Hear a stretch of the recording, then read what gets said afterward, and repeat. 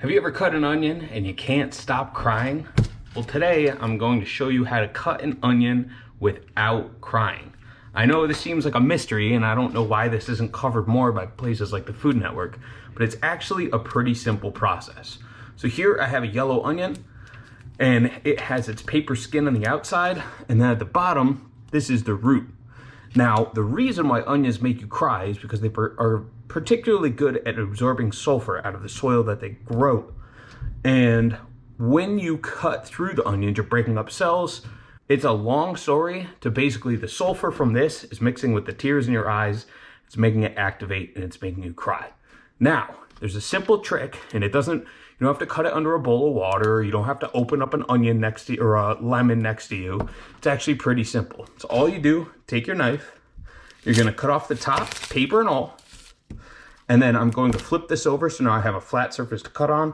You're gonna cut right through that root.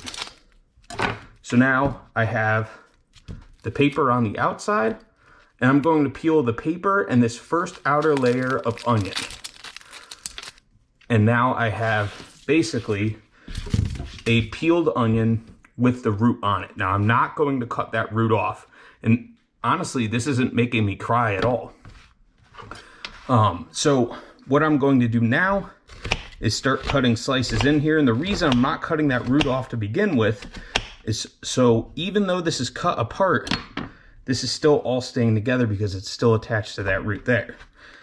Now, if you want sliced onions, there, you just cut the root off. But if you want chopped onions, all you have to do is pinch this and cut little slices right there. And you're gonna cut it basically back to about that point. And now I have this root piece. Now the reason that you don't cut the root off in the beginning and you cut everything is, one, it helps keep the onion together, and two, this helps prevent some of that sulfur from leaking into your eyes. Now, if you cut it using this method and you cut it using the standard method where you cut the root and you cut the top off and then you just chop it up, what you'll notice is that there's not a lot of water that's being released by these onions here. Whereas when you cut the root off, for some reason that I cannot explain, it helps it bleed a lot of that water, which helps contribute to the tears.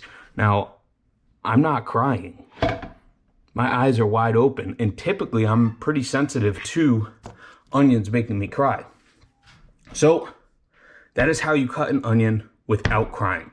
I hope you guys enjoyed this video, and I will see you next time.